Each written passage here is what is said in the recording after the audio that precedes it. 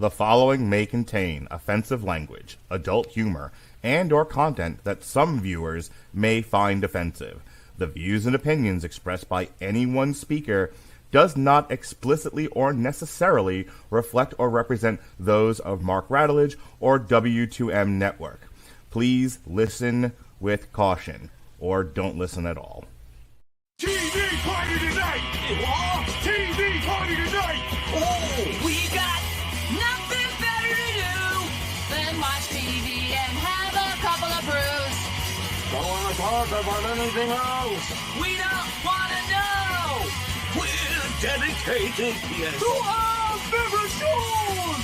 Oh, my circuit! Everybody loves Hypnotoad. Scary dog! Dancing at Blurnsville. Futurama! Hello, good evening, and welcome to TV Party Tonight. I'm your host, Alexis Hana, and normally I'd make a joke about us diving into hell, but let's face it, guys, at this point, I think we need frequent flyer miles for how often we've been there. It's true. All right, so yes, we are heading back to hell, specifically Pentagram City in the Pride Ring, because it's time to once again look at the world of Vivzie Pop, Vivian Madrano, with her new series, Hazbin Hotel, which debuted on January 18th on Amazon Prime, brought to you by Spindle Horse Tunes, Bento Box Entertainment, and A24 and Amazon Studios. Now, Hazbin Hotel started as a pilot on YouTube that was released in 2019, and to say it went viral is an understatement, because I got the page pulled up right here, and as of this recording, 99 million views. Wow. So it didn't take too long for A24 to pluck this baby up to make a series out of it. This has been 4 years in the making. So joining me, you probably recognize their voices if you're a fan of our show, because they were here to talk about Vivzie Pop's other creation, Hell of a Boss. Starting off, he's going by Egg Boy tonight, Mr. Jesse Starcher. It's funny because I watch the show with subtitles on, and at one point it referenced it as Egg Boy with an I at the end. So I was like, count me in. I'm Egg Boy tonight. So can't wait. I had a great time watching this. Can't wait to talk about it. All right, and down below, considering what I remember him saying during the Hell of a Boss review, I'm assuming he's going as an imp tonight, Mr. David Wright. So let's begin. We're gonna make you wish you watched this show, so tune on in when we're done. You're going to see the show is number one. Oh, this will be fun. Nice. Radio Demon would be proud. Yes, absolutely. I hope so. I wouldn't want to get on his bad side. None of us would. Yeah, No. we saw what happened when Husker got on his bad side, and I think we all just kind of went, oh, shit. Yeah. All right, so like I said, this series got its start on, oh, for God's sake, sorry, I got a damn pop-up here. I hate my computer sometimes. On YouTube with a pilot. The plot follows Charlie Morningstar, the daughter of Lucifer and Lilith, the princess of hell, who is facing a problem that every year hell faces an extermination. See, heaven is apparently so scared that they're going to rise up and rebel, which, considering I'm guessing probably more souls end up in hell than do in heaven, the numbers would lead to someone getting scared. They get in a yearly extermination in which angels come down and slaughter the souls. So, as an alternative to that extermination, Charlie has come up with the idea of rehabilitation and opens her Hazbin Hotel to rehabilitate these sinners and get them on the path to being good souls and hopefully earning their ticket into heaven. So this start again, we got Charlie Morningstar, the Princess of Hell. Aiding her in this quest is her girlfriend, Vaggie. We also have two patrons in the hotel, Angel Dust, the porn star, and Serpentius, the snake steampunk Victorian Evil overlord. demon. Aspiring evil overlord. Wannabe evil overlord. Yeah, he wants to be. We also have our two staff members, the bartender Husk, the staff, the maid Nifty, who's my favorite character. And of course, Nifty transcends favorite characters. Yeah. and of course, aiding in this is the powerful radio demon, the Overlord Alistair, who says that he's doing this basically for fun because he wants to watch all these souls try and fail. But I think it's pretty clear he's got some other motive in mind. There's another reason he's doing this. And hopefully we're going to find out more because this show has already been greenlit for season 2.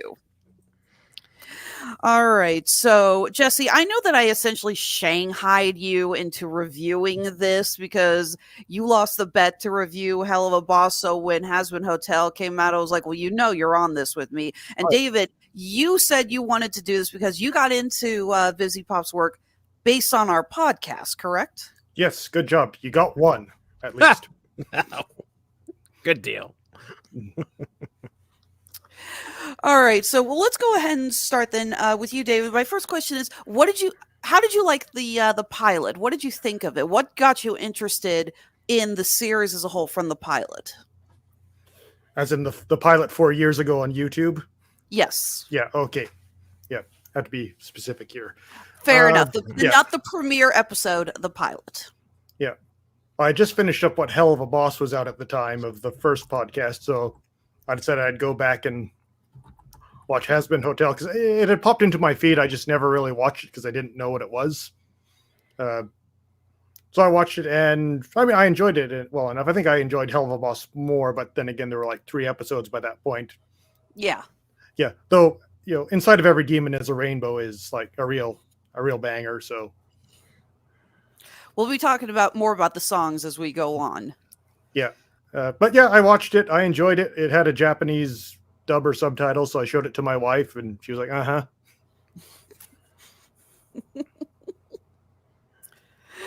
I just love it. Uh-huh.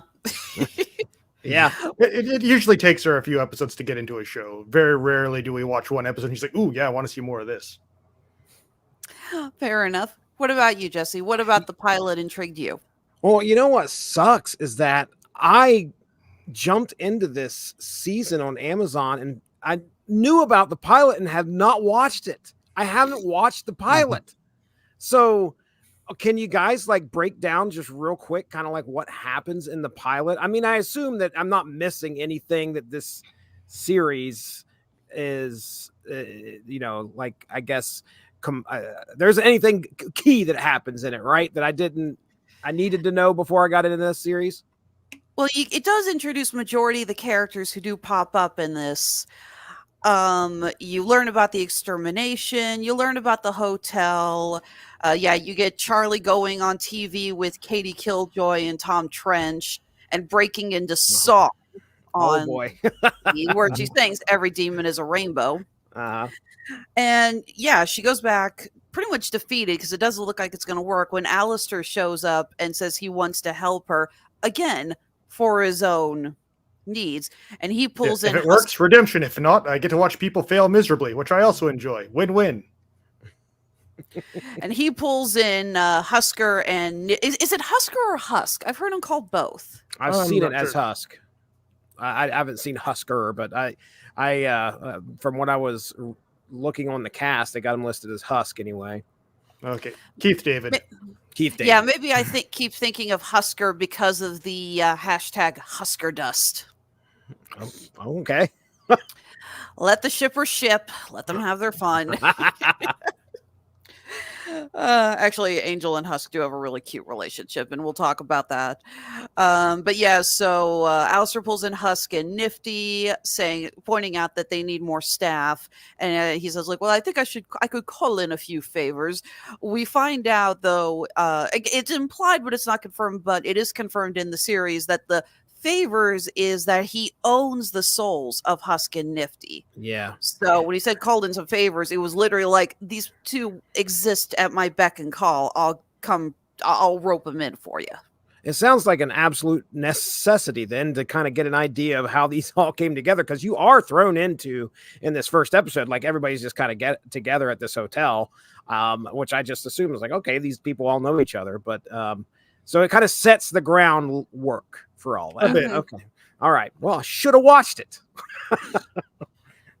Well, you got homework to do tonight then. Yeah, I guess so. All right, so we're not going to talk episode by episode, but I do want to start off with the characters, and I just want to know, it's like, okay, so let's keep it simple for the first start. Jesse, who's your favorite character in the series? Oh, you already mentioned Nifty, which is just so fun. But as far as some of the really like main players, Serpentius. I'll go with Serpentius because he has a good arc. We'll kind of, we can talk a little bit about that here if we get into it here. But I feel like as far as somebody who is like a prime candidate for this hotel and to make it work, it's him.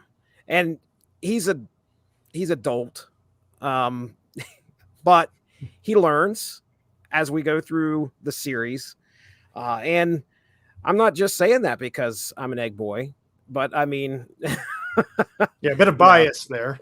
Yeah. No, but I do. I think Serpentius is probably my favorite. He has a great moment in the final episode. So, but yeah, there you go. There's my favorite. Yeah, I do love the egg boys, and just they have no other personality other than they are idiots. Yes. And they are loyal to whoever is commanding them. Right. When Serpentius says, I can't keep you, you have to leave, they're just like, okay. And they follow Alistair, and all of a sudden they're following him around, and they're calling him boss. It's like, they have no qualms that they've just left Serpentius. They're just like, okay, well, he's the new boss. Okay, boss. Yep. Pretty easy. Yeah. Nice. They're like, wait, you knew this the whole time? Why didn't you tell us? Like, they say lots of crazy things. It's like, the deep state controls the banks. See? Yeah, it's like, how was I supposed to know this part was true? Especially since they said, it's like, we went to a meeting with a knife lady and a dinosaur. It's like, yeah, I probably assumed they were full of shit too. At one point, I don't know if it was him or somebody else calls them some minions, and I was like, oh yeah, that fits. That's exactly what I was thinking of, was minions and Gru and all that with Serpentius and the egg boys. Very much so. Mm-hmm. I think I want to see more of the egg boys than I do actually the yellow minions. Oh, there's a spinoff. Oh my god, yes. Oh man. What about you, David? Who's your favorite character? I'm probably gonna go with Husk, if anything, because Keith David. Just the force of Keith David is strong. Mm-hmm. And I do like more of his relationship with Angel, but we'll get to that later. Definitely. That does actually bring to the casting on this, because A24 lined the pockets of the show with Broadway big names. We have Erica Henningsen, Alex Brightman, Amir Talai, Blake Roman, Daphne Rubin Vega, Jeremy Jordan, Christina Alabado. Just so many more. Not to mention several characters crossing over or not characters, but voice actors who were on Hell of a Boss. Brandon Rogers, the voice of Blitz, is now Katie Killjoy, which fits because I think Katie Killjoy was essentially based off of a character that he created for his YouTube channel. And James Monroe Englehart, who we know as the voice of Osmodius, is now the voice of Zestiel. So it's nice to see Dizzy bring some others over from her previous show. But yeah, so we've got a full lineup of Broadway stars, and of course, we've got a full lineup of music. This show has 2 musical numbers per episode, and I don't care who you are, I don't care what your style of music is, there's at least one song, no matter who you are, you will have at least one song from this series playing on repeat, rent-free, in your head. Well, you know what, it's been about a month since I saw the first 4 episodes, so I'm just going to assume forever. Yeah. Oh,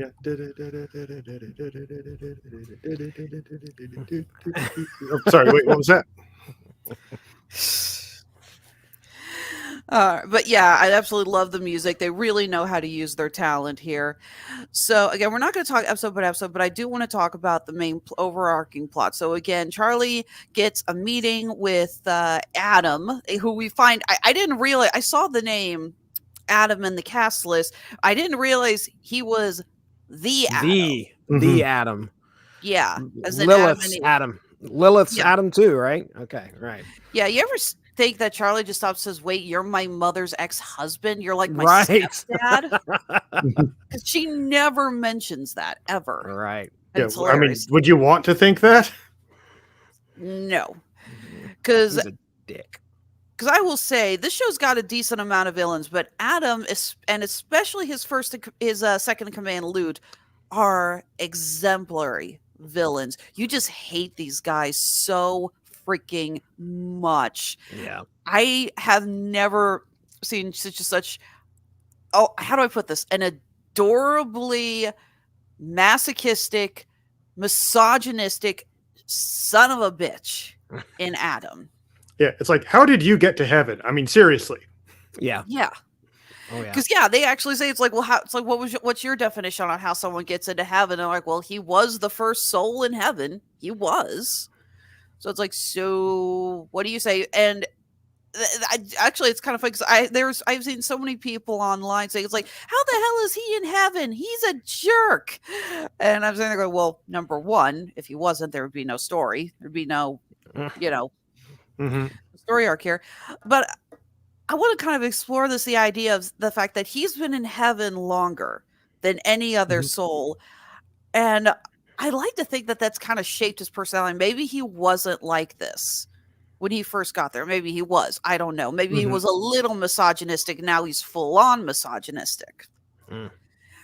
But just the idea of him being up in that city for eternity, and that he never had to worry about whether or not he was a good person or not to get into heaven. He just got into heaven. He was there. Right. Yeah. So maybe it's not so much that, it's like, how did he get into heaven? Maybe it's more just, well, if no one's going to check in on you and reprimand you for this long, aren't you going to act like a total jerk? Right. Right. And as far as the people in hell go, I'm sure he views them as like the bottom of the bottom. I mean, they are the absolute scum of everything, and they all deserve to die again. So he has that attitude and arrogance about him. Very true. But you want to talk about the whole they deserve to die, then that's where you get Lute. Yeah. Lute is actually, I think, I don't want to say my favorite villain, but she's the one I had the biggest response to. And it's hilarious that it's not the misogynist, it's her. But I think that's because growing up in the Bible Belt, I have seen extremists like her. And I have seen people just throwing down arms going, no, it's black and white. There is no gray. There is no exception. And just the way that she is so cutthroat about it. And I watched them like, that sounds familiar. I think I've seen a couple of people from my church who do that. Yeah. Again, I want to say arrogance. It's not really arrogance. It's like, you deserve to be where you're at, and those below you deserve to be where they're at. And that unfortunately translates not only from what we see in this show, but just like you said, you can see it in other people who believe they need to go somewhere higher, or that they are going to go somewhere higher, and the other people aren't if they don't look at things the same way that they do. So yeah, it's one thing that there is clearly some religious overtones in this show, believe it or not. Just a bit. When you got heaven or hell. Just I mean, bit, the show takes place in hell. Religious overtones. Believe it or not. The premiere episode literally recants the story of the building of heaven and the Garden of Eden from Charlie's perspective. So, okay, let's see here. Like, so I'm trying to think of how we want to do this, because then we're not going episode to episode, but I want to think of what else we want We to talk about. could. Like, it's not written in stone. All right. Well, like, so let's go ahead and talk a little bit about that first episode, because yeah, Charlie gets her meeting with Adam and Lute, and she thinks it's a chance to promote her hotel, but we find out the reason they called the meeting is they have decided to move the extermination up by Yeah. 6 months. 6 months. That's Yeah. right. Yeah, because someone killed an exterminator angel. Yeah, I think they call them exorcists, but yeah. Exorcists. I just kept calling it the purge. Basically, Yeah. it's a one-sided purge. Until now. The thing that I never really understood about this, though, is that it's been confirmed by Visipop that the sinners only end up in the Pride Ring in Pentagram City. Mm-hmm. Now, we have seen some of the other rings in Hell of a Boss. We've seen Lust, we've seen Gluttony, we've seen Greed, and we've seen Wrath. Oh, and we've seen Sloth. I forgot about that. And we've seen some. Now, we know it's confirmed by Lute that the Hellborn demons are given a pass. They're not going to be exterminated. So, in addition to Charlie and her family, that would also be imps, hellhounds, succubi, incubi, who we have seen on Hell of a Boss. And we saw a handful of them in the background here in Hazbin Hotel. But we also see a handful of demons in those other rings who I'm assuming are Hellborn demons. Like the twins who compete in against Fizzarali. Yeah, you have when what is it? Blitz takes Luna in for her Hellbee shot. You have those demons with the weird candles on their heads. Oh yeah. You know, you have the lone sharks who are serving under Crimson and the Greed Ring.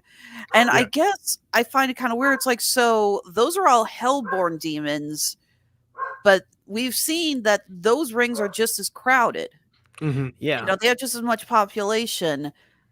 So, but they're Hellborn demons. So I guess I'm just trying to figure out why they decided to have all of the sinners confined to one ring. To the Pride Ring. Yeah. Unknown as of yet.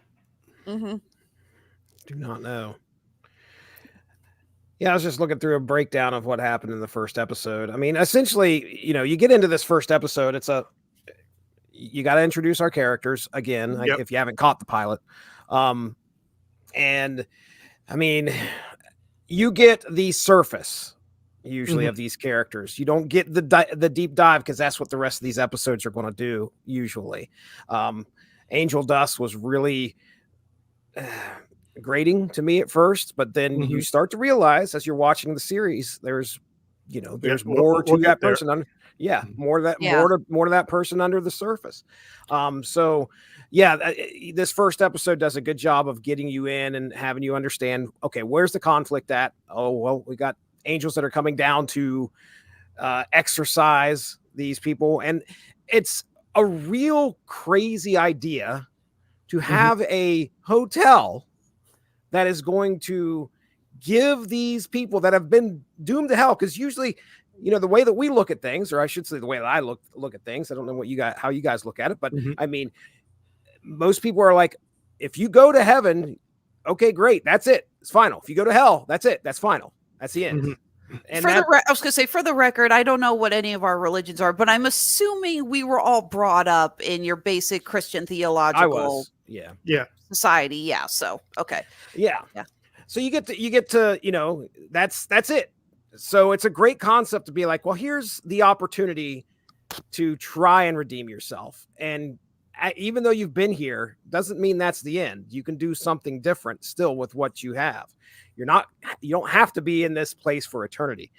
So that's kind of what hooked me there in that first episode, is that concept of like, okay, where are we going to go from here? How is this going to work? And I was in. Well, here's the next question then. Why do you think the sinners don't want to be redeemed? You would think that if you're in, okay, I'm just imagining if the three of us are in hell.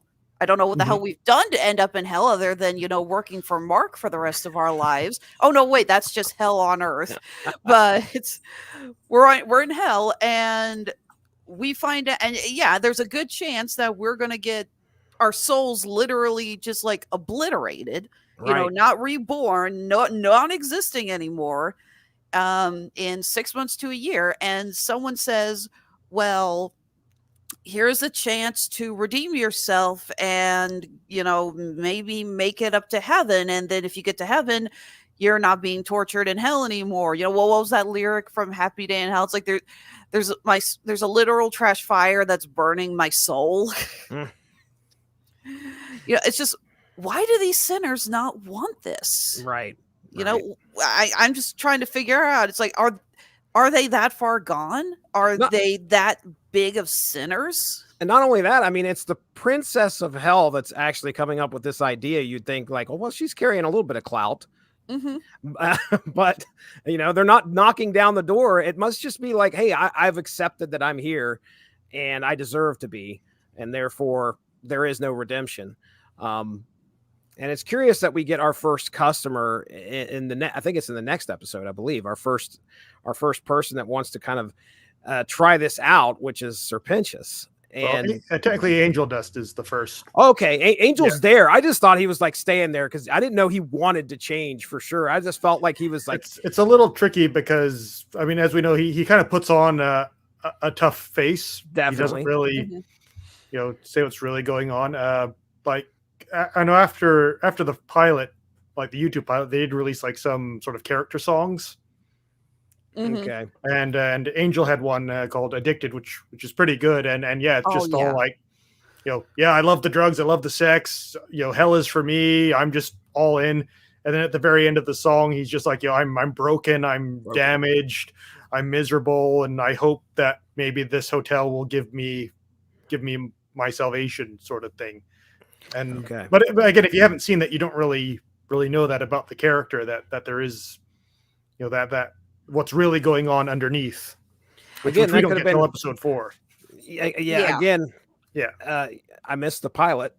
Yeah, so, I mean, you don't need to know that initially. Like, okay. Admittedly, there are a couple of flaws. This is not a pitch perfect all hail to these series. There are a couple of flaws, and I think one of the big ones is if you haven't seen the pilot, then there's gonna be some confusion.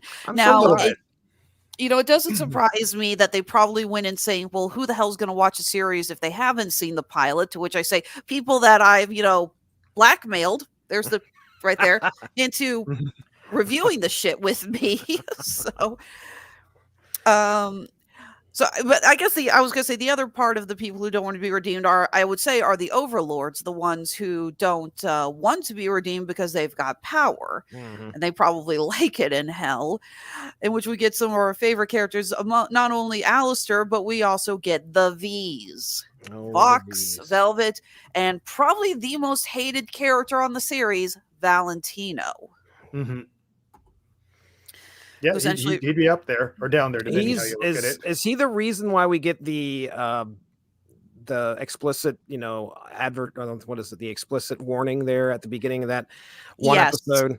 Yeah, episode 4, Masquerade, which is, I would say, probably the episode the most of the fandom is talking about.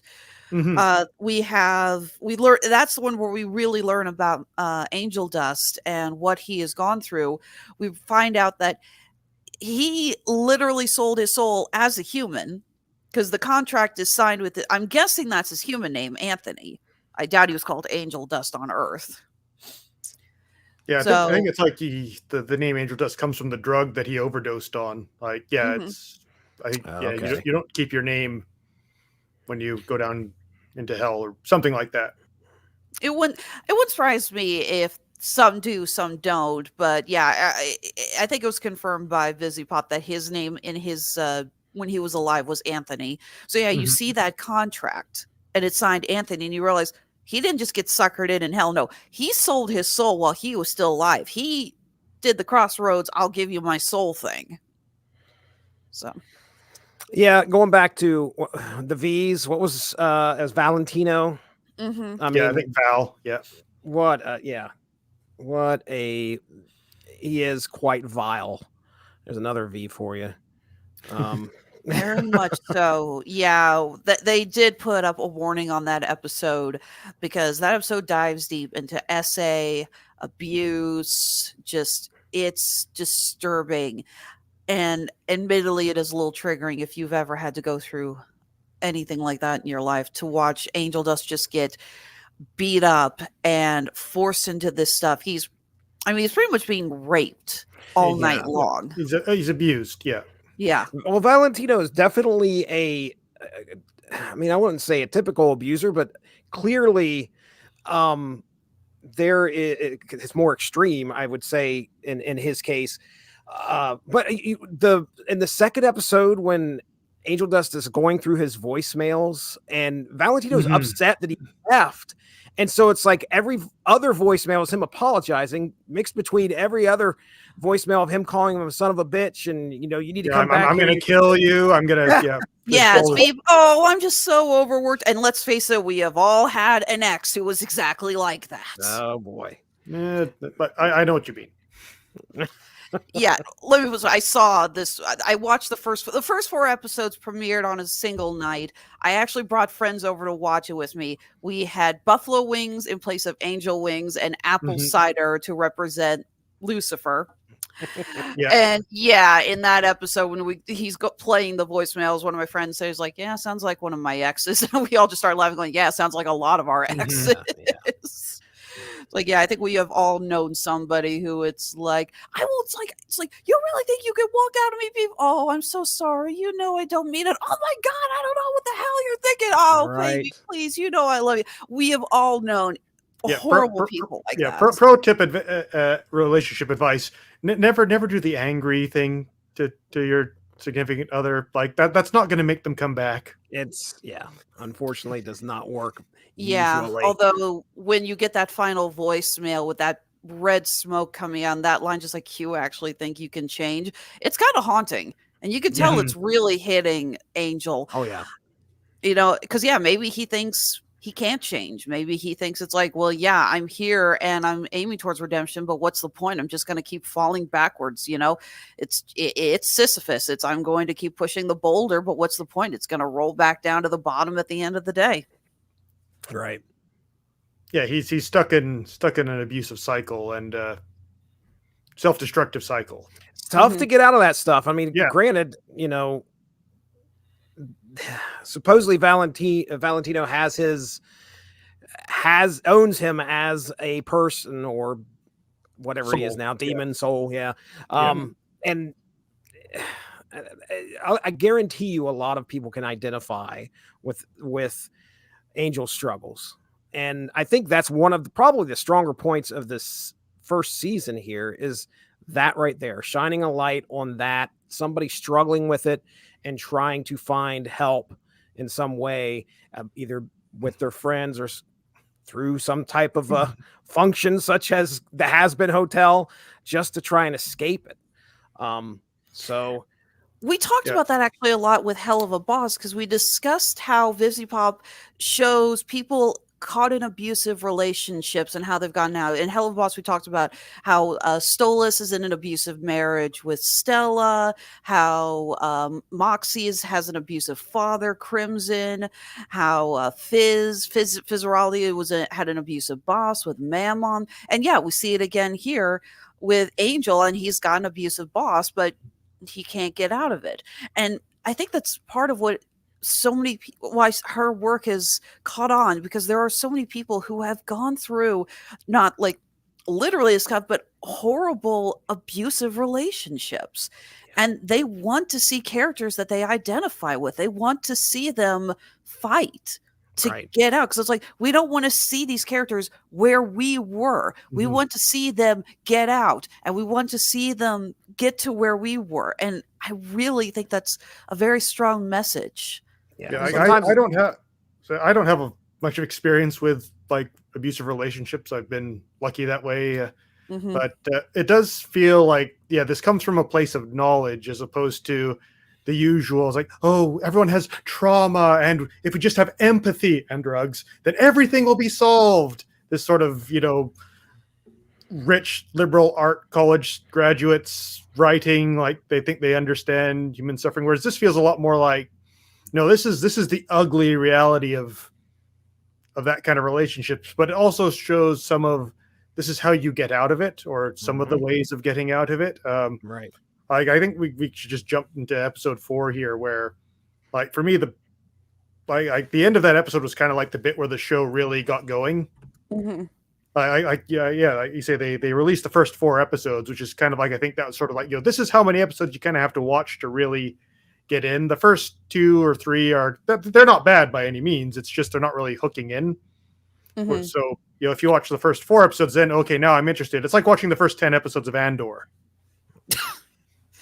Pretty much, yeah. Because Yeah. I'll admit the show does start a little slow, and I think episode 3, even I was going, it's like, okay, I know we're laying plot foundation for later, but this is still kind of boring. Yeah, But especially after the 4-year wait from the pilot. Yeah, exactly. Yeah. There was a lot of hype, and it's just like, oh, okay, this is fine. It's fine, and then okay, now it's going. But yeah, like you have that bit where you have Angel always acting like the coolest person in the hotel. You guys are so lucky that I'm staying here. You've got I'm the hell famous porn star. Everybody knows who I am. I'm a celebrity. Maybe if you're lucky, I'll have sex with you, and people would kill to be with me. And then Husk just like, man, you are so full of shit. Yeah. And it's just like, the fuck you say? And like you sort of see Husk going like, I just want you to be honest to yourself about who you are. And then Angel just storming off, and then they send Husk after him, and just that moment where like he stops him from getting roofied in the bar. Yeah. Mhm. And just that, when they're outside and Angel's like, I don't need your help. And he's just like, you're about to get roofied. Well, do you think I don't know that? Well, why would you want to get roofied? And he just says like, because if I damaged, maybe Val won't want me anymore. And that's just the moment where you're just like, oh shit. Yeah. Like, and then you have, then he goes into Loser Baby, my favorite song of the show. Absolute.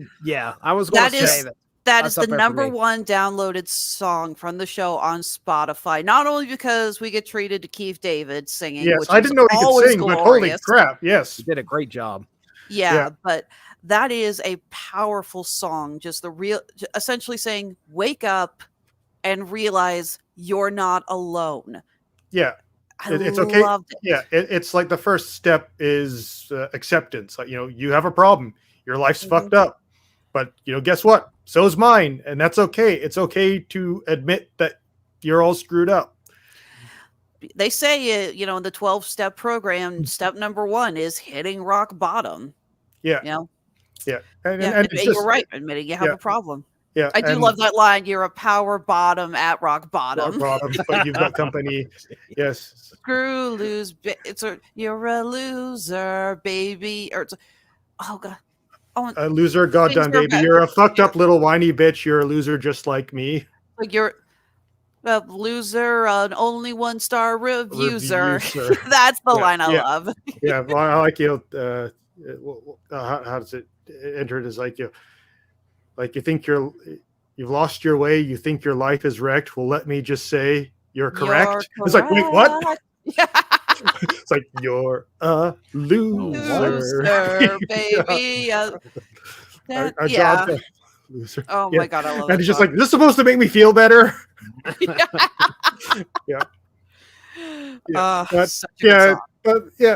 it's a good song. It's well sung, and I like how it just sort of plays on that sort of like upbeat. I'm giving you, I'm going to tell you everything's going to be. It's like, no, you're a loser. Your life sucks.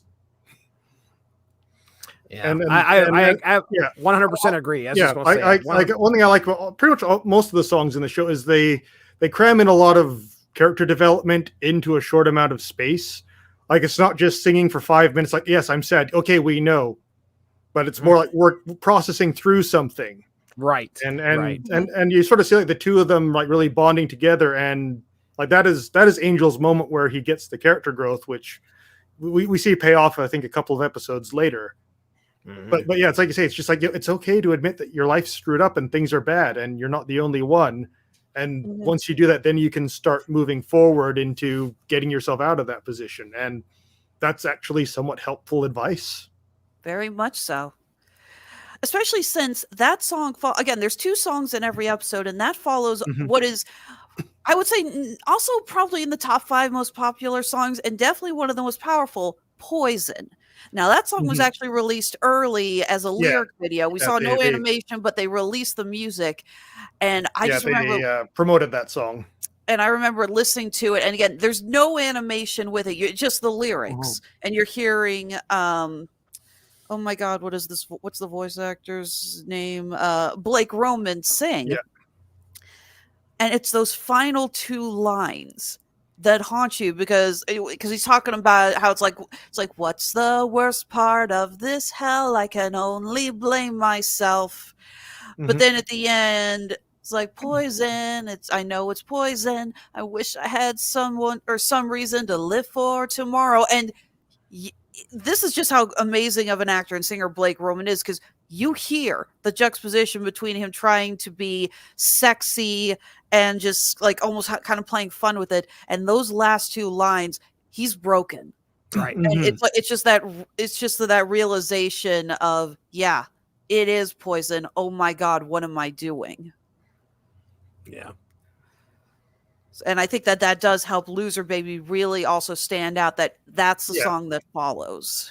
Yeah, that's the moment where he gets the help. Mm-hmm. Although I'm going to admit, my favorite song is actually "World's Greatest Dad," which we get in that's also a pretty 5. solid one. We get in episode 5 where Charlie. Unfortunately, this also, I should say, brings up one of the other flaws with this series. It is ridiculously rushed. We have 8 episodes. 4 episodes were released on week 1, 2 on week 2, and 2 on week 3. And we find out that this takes place in that 6-month period that Adam gave Charlie before the next extermination. So by the 5th episode, they're down 5 months. And she's like, I've only got 1 month left to the extermination. And we're like, holy shit, 5 months have already gone by? Gone by. So I don't know if this show would have benefited from either A, more episodes, or B, actually releasing the episodes 1 week at a time. Because as much as I loved being able to binge all of them back to back like this, I can't help but think that this shortened timeline and feeling like, the deadline is looming would have been better if it had actually been like, and then by week 5, we're like, oh God, that's right.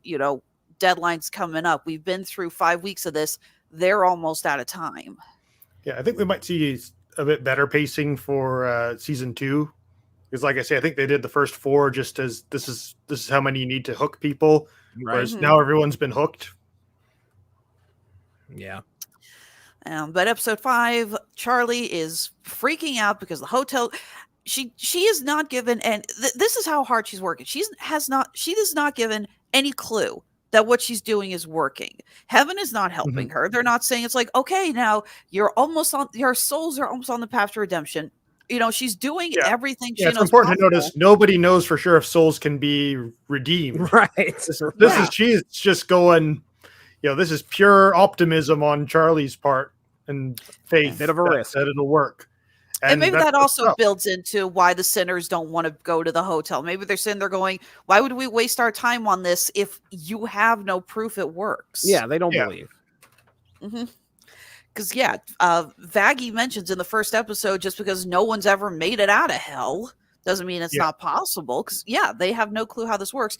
But, it's not Vaggie working. also knows that at least you can go the other way, but we'll get to that.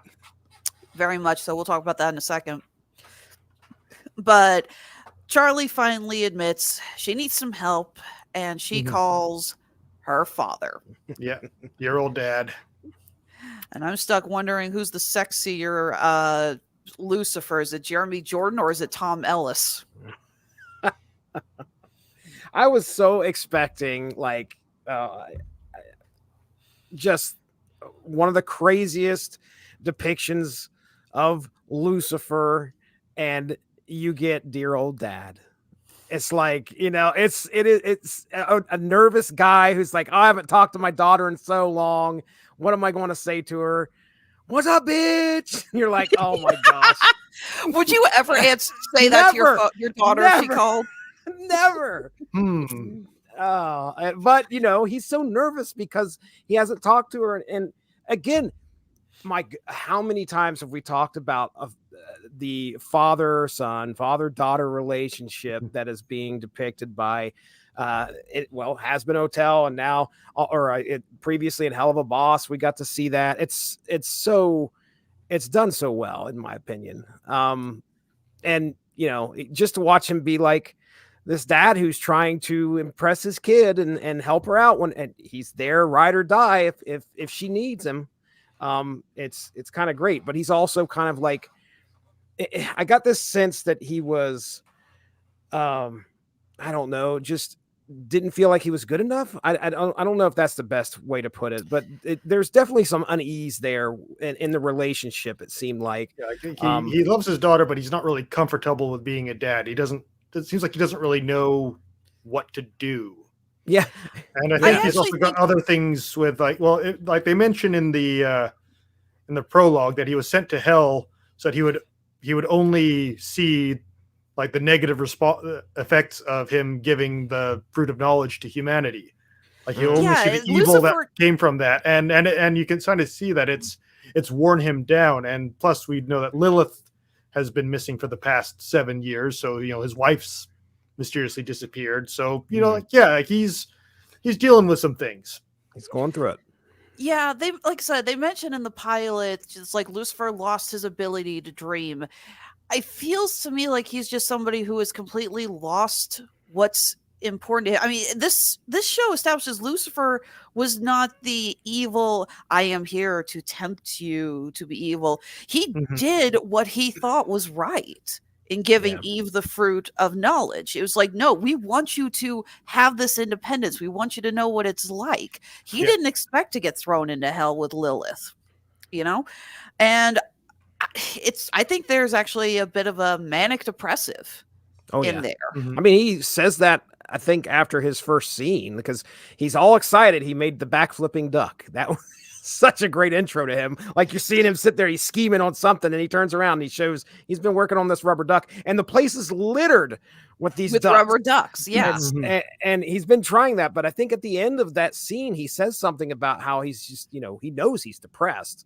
He's trying to work through his issues, and I don't know if he's, he probably doesn't think he's succeeding very well. Yeah, it's an interesting approach they've taken to sort of the theologics of this world. I mean, like, we don't really get to see Christianity used as sort of a mythology that a show is based on. The only other example I can think of is Neon Genesis Evangelion in Japan. Like, what if Christianity but with giant robots? It's pretty cool, but I digress. But I think if more churches embrace that, then maybe they'd actually have more people wanting to attend their services. What a crazy service that would be. And now we get in the robot. Yeah, no, I would be. I'd be down for that. But, is it Sunday yet? Is it Sunday? Hey, we've all seen Sunday. We've all seen the first Transformers movie. We all know Optimus Prime died for our sins. Oh, that's right. I should have known.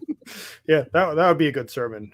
But I actually got into a debate once with who was the proper Lord and Savior of the geeks, whether it was Hal Jordan or Optimus Prime. Oh, wow. But no love for Henry Cavill? Well, this was long before Henry Cavill. Okay, but no, it was essentially a debate between the Transformers movie, and Jesse knows what I'm talking about, with the Blackest Night, Brightest Day series. Oh yeah, absolutely. Yeah. So, but yeah, so it's kind of interesting to see like Christianity be given the treatment that we often give or have given like more like Eastern religions. Mm-hmm. Yeah, I think the only person from Christian mythology, besides like Lucifer and Adam, everything, who we actually really see is Saint Peter. Yeah, who gets a freaking pop song because he's voiced by Darren Criss, so of course they gave him a pop song.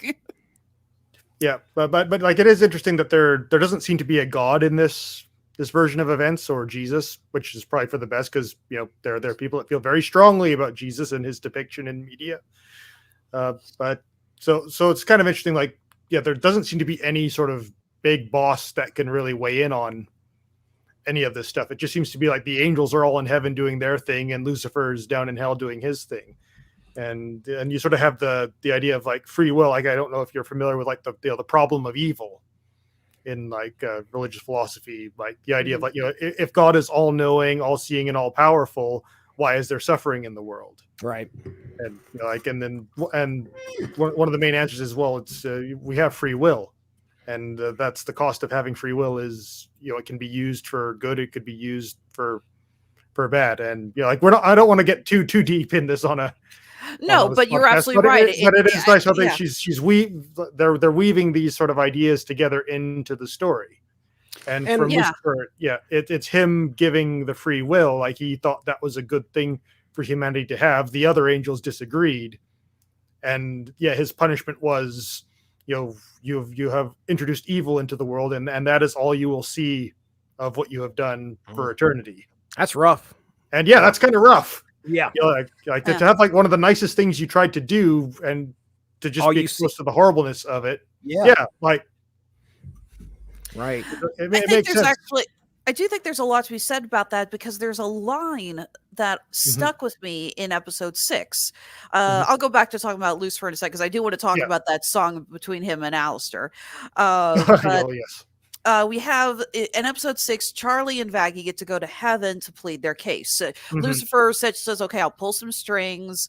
I'll get you a meeting with the seraphim. And we have 2 seraphims, Sarah and Emily.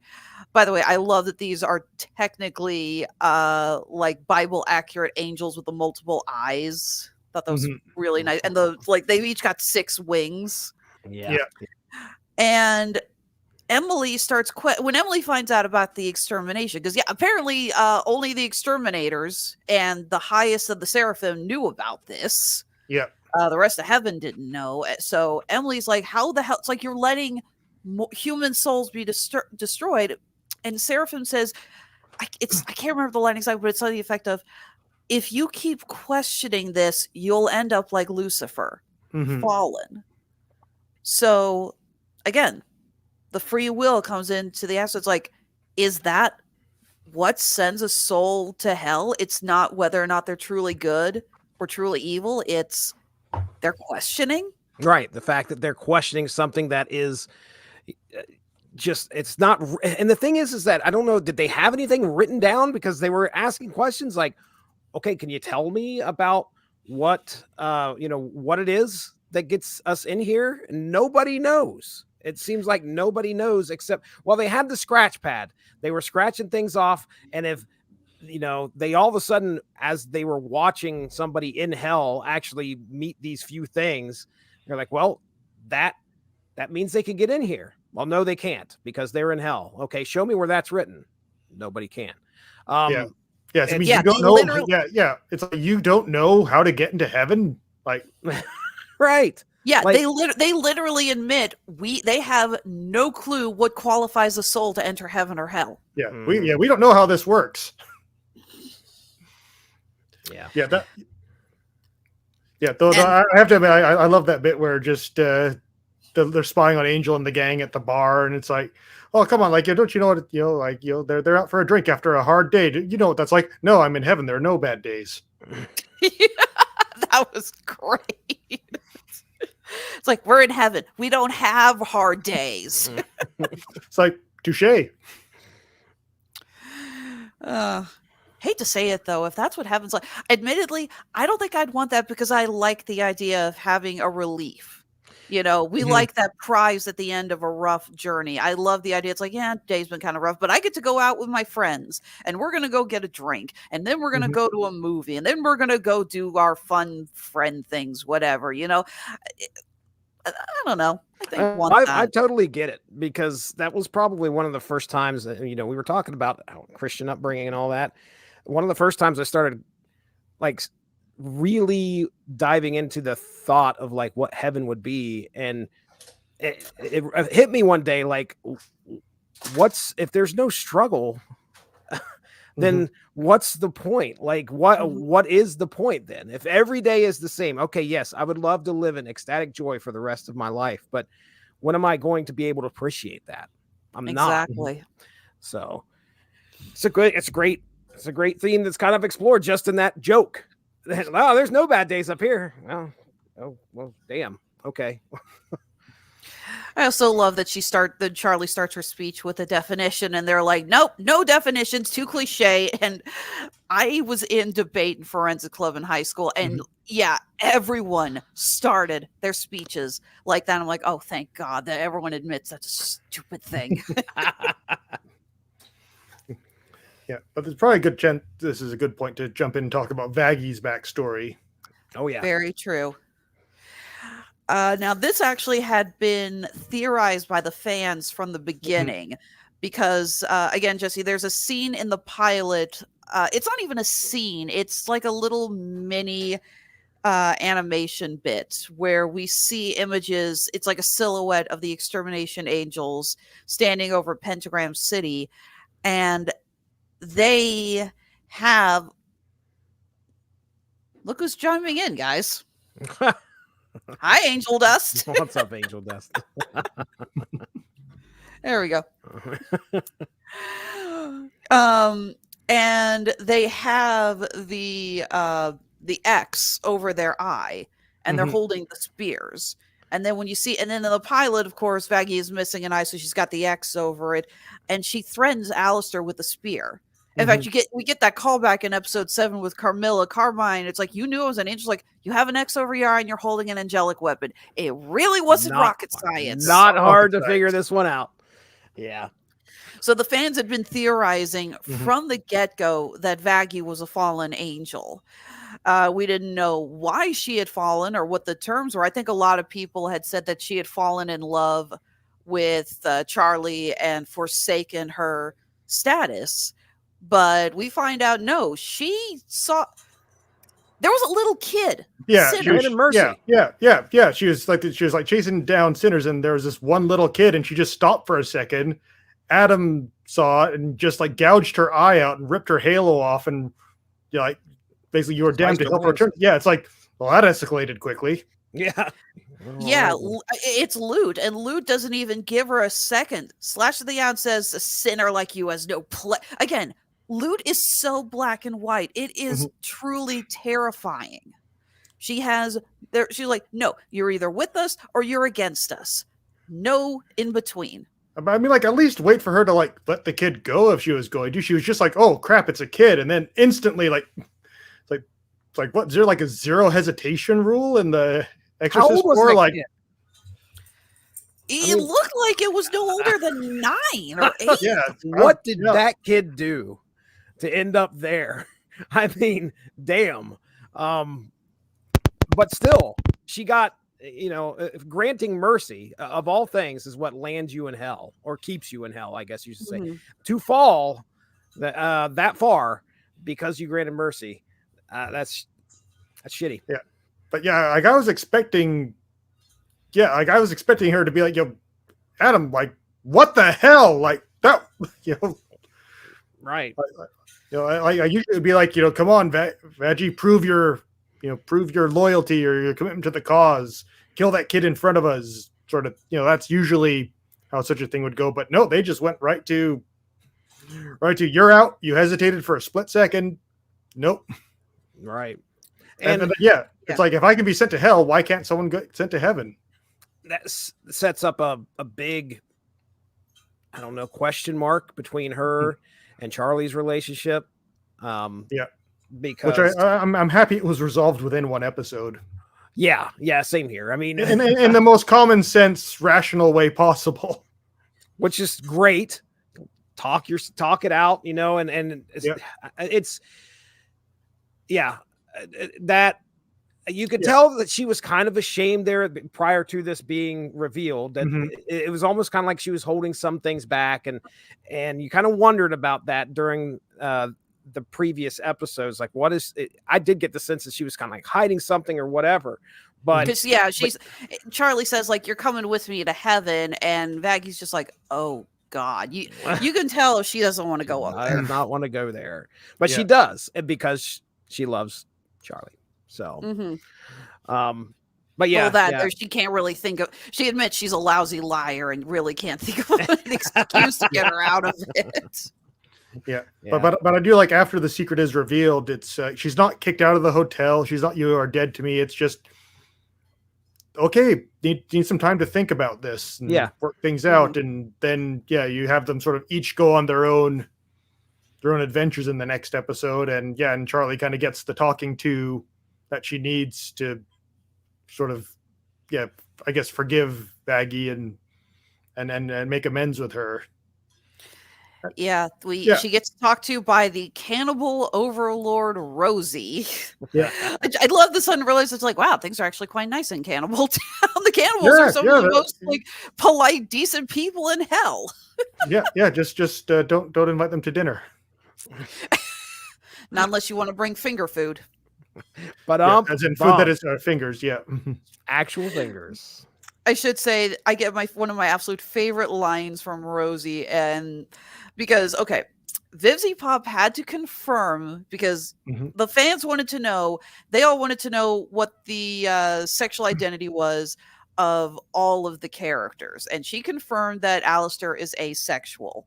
Now she also said, "I'm not going to stop you from making all the fan art and fan fiction you want. Have fun with it. It pays the bills."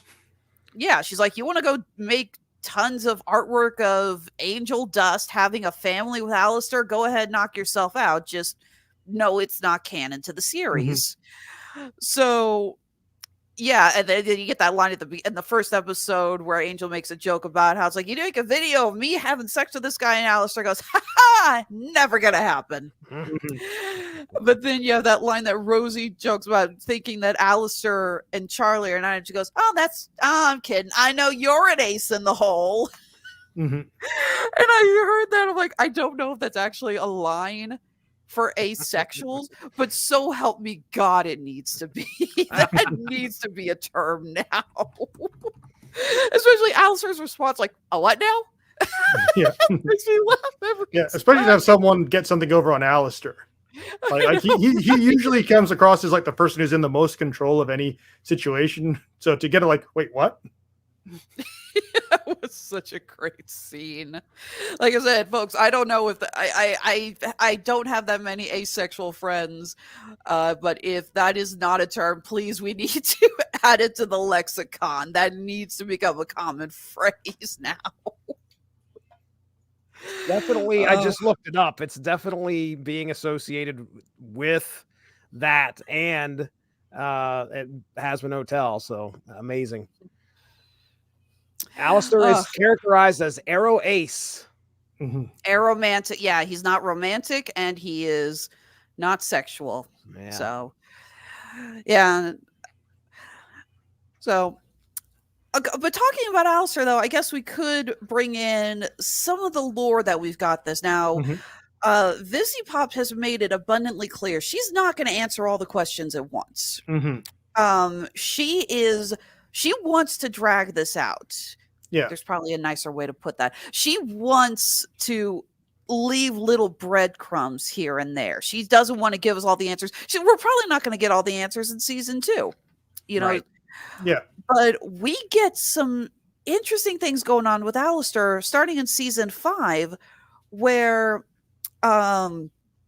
Husk is talking to him about Mimsy. Mimsy was supposed to be a main character on the show, by the way. Okay. So when she jumps in going, it's like, I knew you were all waiting for me. It's like, it's a double joke because not only is she full of herself, but it's like, oh yeah, there's the character that was on the original, cast list. But Husk mentions to Alistair, just like it's like big talk for a man on his own leash. And that scene where Alistair turns around, like, what did you just say? I remember watching going, Husk, you might want to run. You have just said something stupid. Yeah. I really enjoyed that scene. Just because, Alistair's kind of the Peter Baelish of the show, where, he's very useful, but there also is this menace to him where you kind of wonder, can he really be trusted? But for most of the show, he's just just a joy to watch. Just how he does a bit of scenery chewing, but you always seem to get the sense that he knows exactly what's going on. No one gets anything over on him. Like the bit where like they do, where we find about his rivalry with the V's or with Vox, especially, and as you might have gathered, "Stayed Gone" is one of the songs I like. Oh, I loved that song. And just how it starts off with him, like with Vox just being told, like, oh, you're gonna wish that you'd stayed gone. I'm gonna just steamroll over you, and then like Alistair just starts taunting him, and just making him like completely crash. And Oh, yeah. at the end of it, he's just, the TV is buffering. I love that line. Yes. Looks like you've lost your signal. Oh, thank you. I'm gonna make you wish that I stayed gone.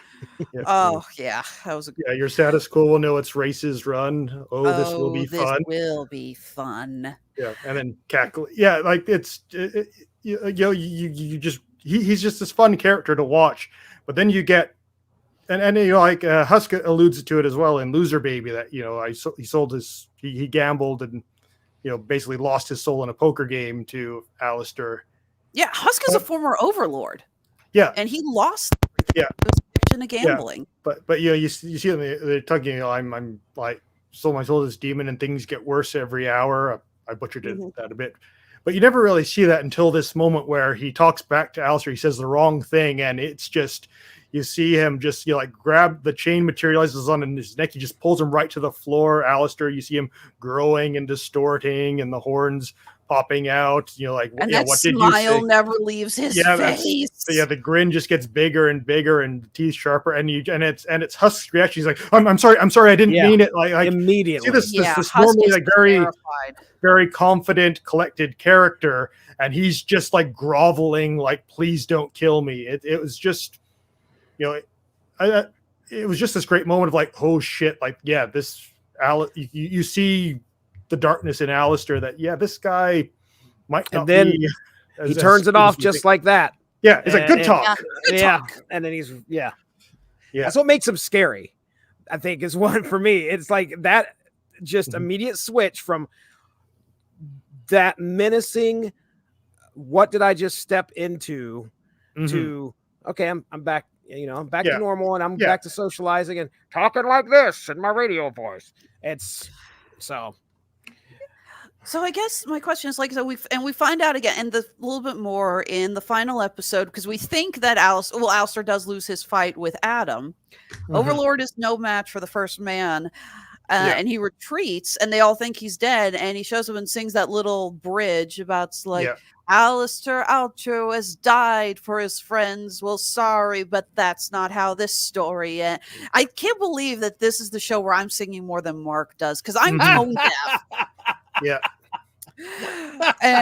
But he goes on about how my deal must surely have a back door, and as soon as I find a way to as soon as I find how to clip my wings, then I'll be the one who's pulling the strings. So here's the question, wings, guys.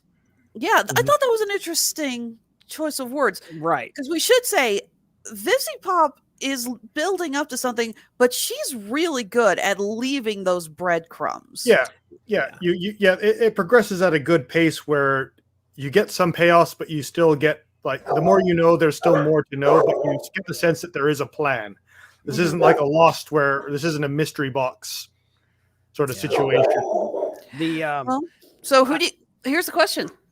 Who do you guys think the deal's with? Or what do you think the deal is? Well, I think the most popular bet is Lilith. Because again, she disappeared 7 years ago, and we know that Alistair also was absent for 7 years. I was going to say, that's the other big mystery, is that he disappeared and came back, and they kind of sprinkle that throughout the series this season, and we don't get an answer to that, right? That we don't know why he was gone, correct? No. In fact, there's a great line where he says, but tell me what you've heard. I'd love to hear the theories, to which I actually said, was like, oh, just go to the forums on Facebook. You're gonna get 20 of them out there, hop on the internet. He would not get on the internet, I don't think. I think he has an aversion to anything with a TV screen. Okay, we do have a theory here from SS Wolfpack Cutie, who says she thinks that Alistair may have been one of the fallen. That's interesting. Like, Alistair may also be a fallen angel, like Vaggy is. It could be an interesting concept. Possibly. I mean, he does. Like, the angels seem to have sort of grayish skin, I've noticed. There was, I don't know, but I was thrown into, learning about this character just by, number one, he's got the whole affinity for the radio thing. And the first just by name, I thought Aleister Crowley, but that's the only thing that I could try and link that up with anything occult. Granted, Aleister Crowley is not, Mhm. I can't see him coming down there and becoming an overlord, as far as I know, because he was one. We're talking about Aleister here was Mhm. one at one point. So Mhm. but anyway, yeah, I have no idea what's going to happen. What I don't know what's coming, guys. Yeah, I I think I don't have heard it. I somewhere don't have. that he was like a serial killer who died in like the 30s, and he was like a Yeah. radio announcer. Mhm. Well, and it kind of Okay. makes sense with the way he dresses and the way he speaks. One thing I do find fun about the show is, well, it's obvious that hell and heaven progress technologically about in step with like the real world, which kind of makes sense. You have the same, people dying at the Right. same rate, but there's also the people that died from the different eras, and you see that in the way that their mannerisms are. Like you can see that Mimsy and Alistair are both, sort of from about the 1930s. Obviously, Vox is probably from a bit later because he probably Right. has something to do with TV. And I do find it hilarious just how I'd like Alistair to think despises television. I like to think Vox, Velvet, and Valentino are the newest of the overlords. Oh, that Well, when absolutely. especially when you have like Valentino, like in Respectless, where you listen to all the things she's saying, like I'm the hashtag bots bitch, I You ain't mean swiping Velvet? right, Velvet. Sorry, Yeah, that's okay. yeah, like a lot of the things she references are very like modern cell phone, social Oh yeah, media. she's running around taking culture. selfies and Yeah. posting Mhm. shit to Where Instagram. you and have all that. like a vestige or crap, what's his character's name? Vestial or Zestiel. Zestial. That Who- was it. I was yeah, getting there. who? Yeah, Yeah, who's and he's like, clearly "Thus been there the thou art." longest. Yeah, like he speaks very almost Shakespearean Very, yeah. Mhm. English. So Verily, I should say. yes, verily. So it's kind of fun to sort of see that you have these characters from sort of different eras, yet still kind of all at Right. the same technological plateau. Like even though Alistair's from the 30s, he makes that joke. I'll show you suffering. Oh no, look, the TV is buffering. I know it's been a while since someone with style treated hell to a broadcast. Sinners rejoice. Oh, what a dated voice. Oh Yes. my God, I love that song. Yeah, that is a good song. Yeah. So, but I've heard a couple of theories. I can't remember if this was confirmed Mhm. by Vivzy Pop or not. But one of the ones I hear is that you repeatedly see an X on his forehead. They say Mhm. that because, and also because of the deer thing, since Yeah. a lot of sinners we see take on elements associated to why they died. Yeah. We saw that a lot in Hell of a Boss. Yeah. That from what I heard, apparently he was digging a hole to hide a body in the woods, and some poor hunter just mistook him for a deer. Mm. But I've Where's my also hot heard shots? But I've also heard a theory that he may have been a cannibal in his living Mhm. life, and the deer element is related to the Wendigo myth. Okay. So because the Wendigos often have the deer Mm-hmm. antlers in the mythology. He had a coffee mug that said "Oh dear," spelled DEA. He did, which Yeah, you can yeah. buy online, by the way. Several Etsy sellers have course. made that mug. Yeah, That's great. Well, it's like when I think is it the first episode when Vaggie goes into his room and he's like eating a raw deer on a Yeah. Yes. on a plate. And she's like, "That's not disturbing." And even if you like, I'm eating breakfast. yeah, and then you have when Vox is singing "Stayed Gone," like he does like when he's on the cooking show. And he he pulls like out a deer's he head. pulls a deer head out of the That's oven. right. Now his medium is getting bloody rare. Yes, that was the line. That was a good one. So it's interesting how they keep that little theme throughout it, even though it's not really quite revealed where its origins are. And maybe it'll all come together later on. But it's nice. It seems like there's a lot of effort. Everything's been thought through very well, and it shows. It's nice to see like some thought and effort being put into the show. For sure. Mm-hmm. Yeah, Absolutely. And I am looking for it, especially since now we know where Lilith disappeared to. She basically made a deal with someone and she's been hiding in heaven. And I have a theory. Again, there are oh my God, so many theories. So many theories. It's crazy. Yeah. Oh my God.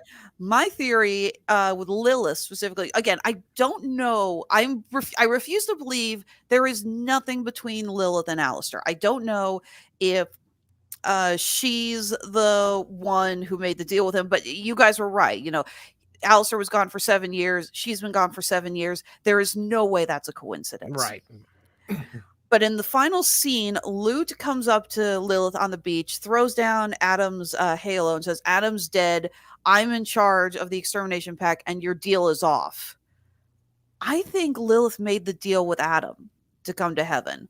Mhm. I think she basically went back to him and said, I'll, be with you. I will be your wife again if I can get out of hell.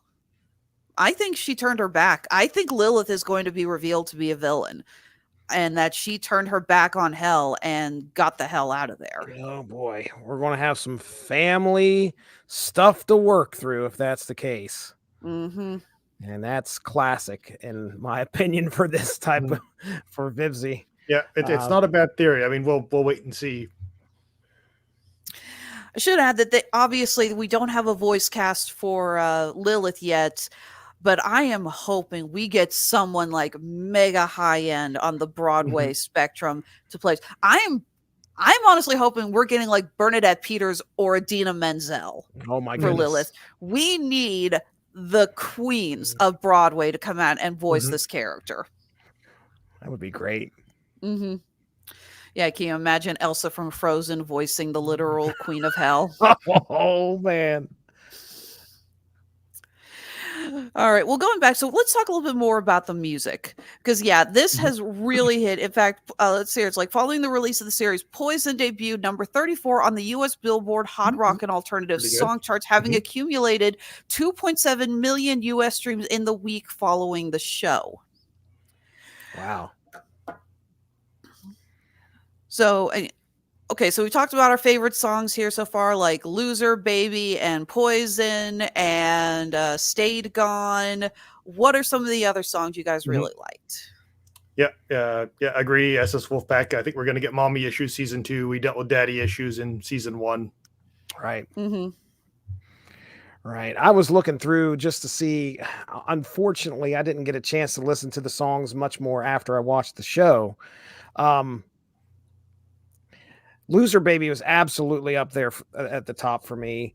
Hell is Forever. What is okay? Let me just ask this: do you guys know what song was in the very first episode? I mean, I think it was actually the very first song. I think it was Happy Day in Hell was the first song. Okay. That was the first song, and then Hell is Forever is the song that Adam sings when Charlie approached him about the song. Hell is forever, whether you like it or not. Had their chance to behave better. Now they boil in the pot because the rules are black. I've got to stop singing. I'm going to. There was, Will you leave a few viewers that I'm going to scare them off with my singing? Okay, yeah. So KXMM, Kiss Me, maybe that's how it's pronounced. Yeah, it was Hell is Forever, Loser Baby, and Respectless. I think was the three she listed. Hang on, Yeah. put the right. That there was we her go. 3.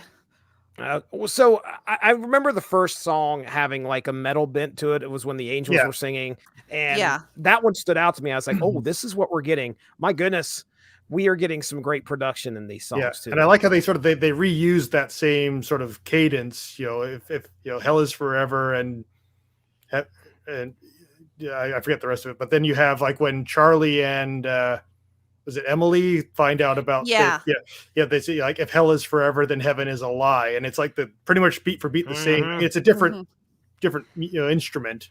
Right. Mm-hmm. Yeah, I think But that it's was the the same one. cadence, definitely. Same cadence, yeah.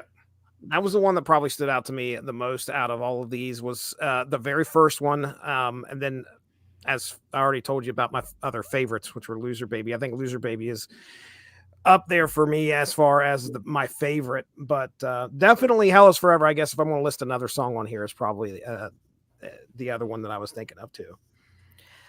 Now, see, the one that I've got constantly repeating in my head is Hell's Greatest Dad, and I think partially that is because I am a huge fan of electro swing, so that was we've got a real nice variety of song There styles. is. Yeah, There really is. there's something for everyone pretty much in that soundtrack.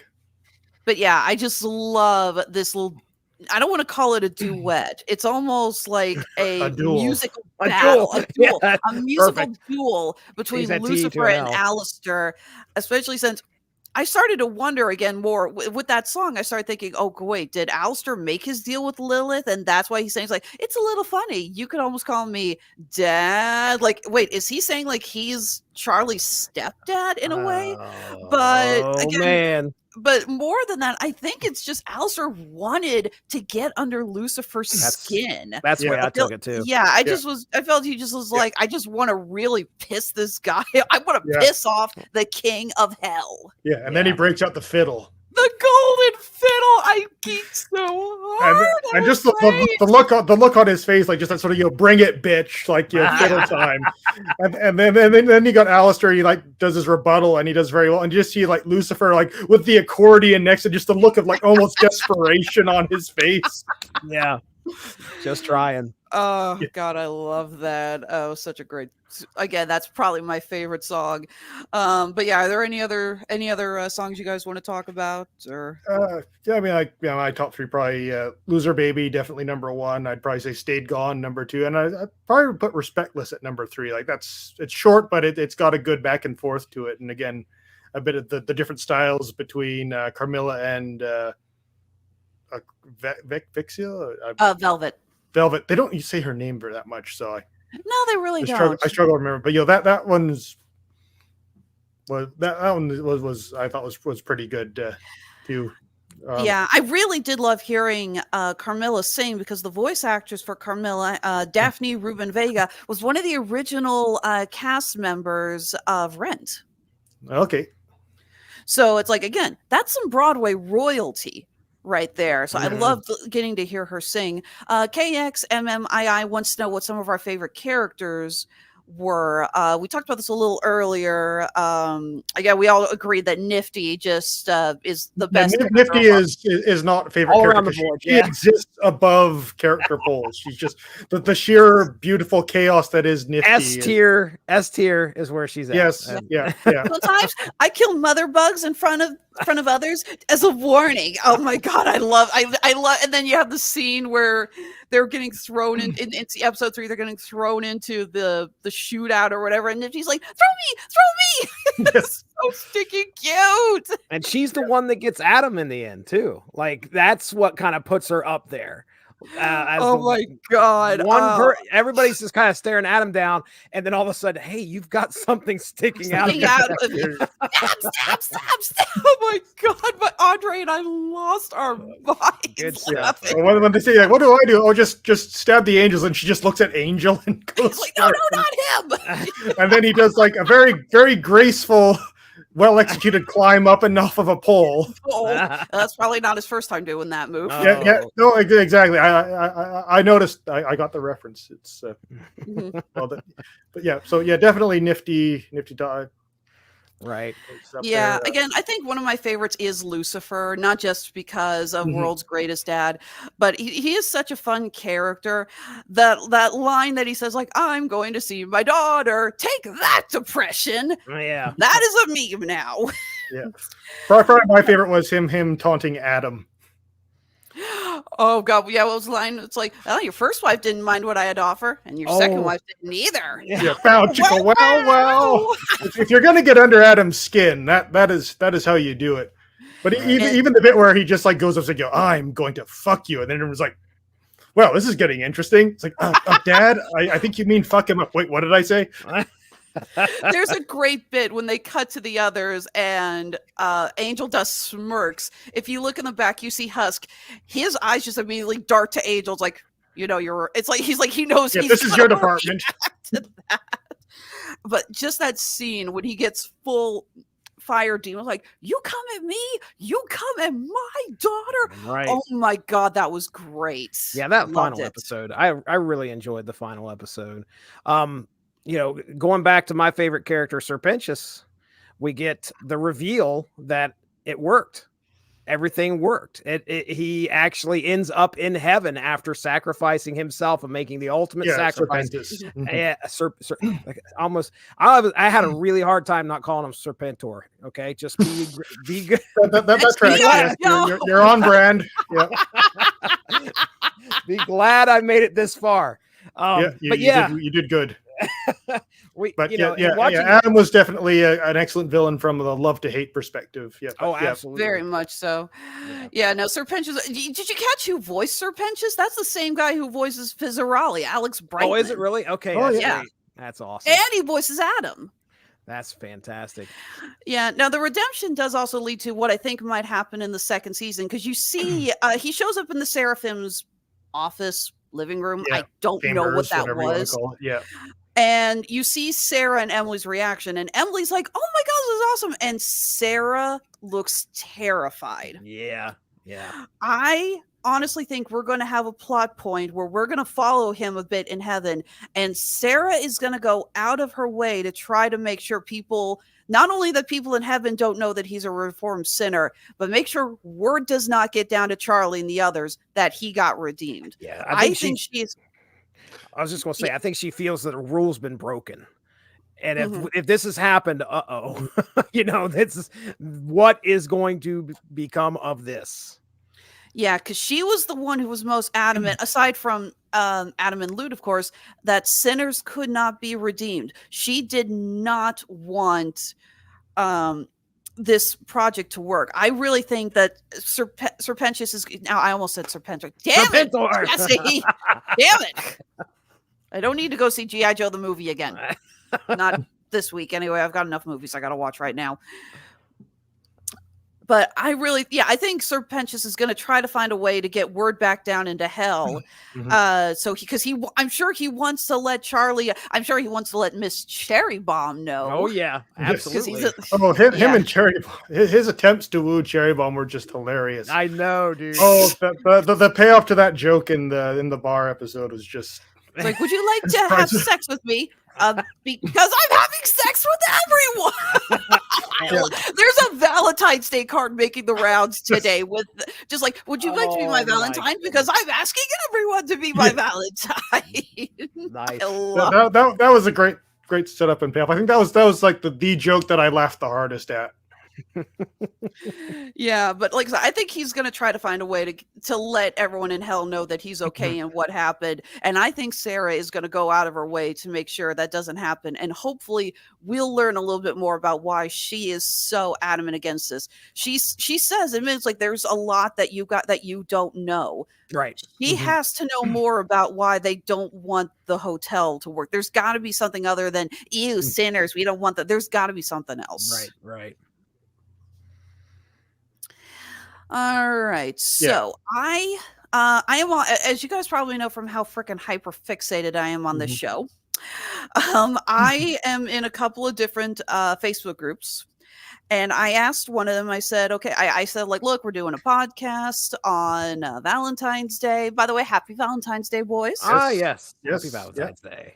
I am honored that, you're both married men and you decided to ignore your wives and come spend your evening podcasting with me. Thank you. Yeah, my wife fell asleep about an hour ago. So yeah, same. I think I'm also podcasting during that snoring, time. Snoring away. I think actually Andre's taking a nap too.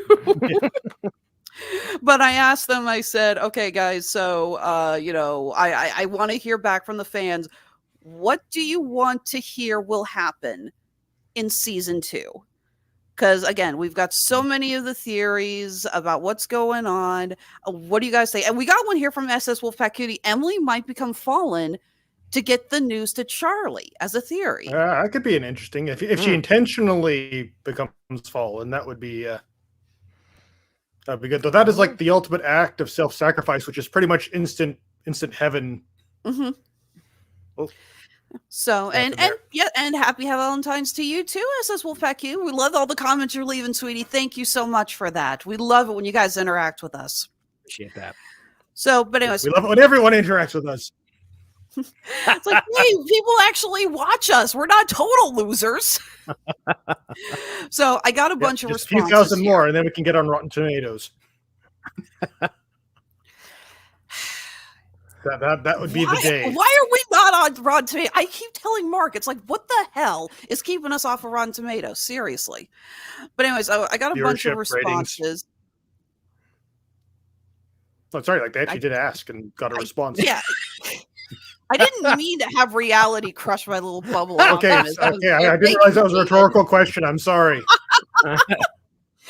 I didn't want to come back to reality. Okay. Mhm. Okay, so let's see here. Got a couple here. Admittedly, I think some of them they got. One person actually wrote on here that they want to see the other seven deadly sins, but I think that's a hell of a boss thing. Yeah. I was like, head on over to YouTube. Yeah, because we have seen Mammon, Osmodius, and Queen Bee. We still need Satan, Belphegor, and Leviathan. So we'll wait to hear about that. Just real quick, One, I know I'm about to hop into this real quick. Did the angelic weapons, help me if I'm wrong because my memory's horrible, the angelic weapons that we've realized in this season that are able to hurt the angels, that was something that happened in Hell of a Boss too at one point, didn't it? Didn't we get like an angelic weapon over there? yes, that was. Yeah. In fact, that was Yeah, the first Striker. crossover. Because oh my god, I completely forgot about it. That was an early seed planting because someone confirmed this online. Moxie calls that gun a Carmine crafted angelic rifle, as in Carmilla Carmine. I had completely forgotten about that. Okay, all right, wow, I didn't realize that. Look at that. Yeah, I had completely forgotten about that because that it's like this can kill demon royalty. So. Thank you actually for pointing that out. I'd completely forgotten that point. That's why I'm here. Go ahead. I'm sorry I interrupted your. No, it's fine. Hey, I'm glad you brought that up.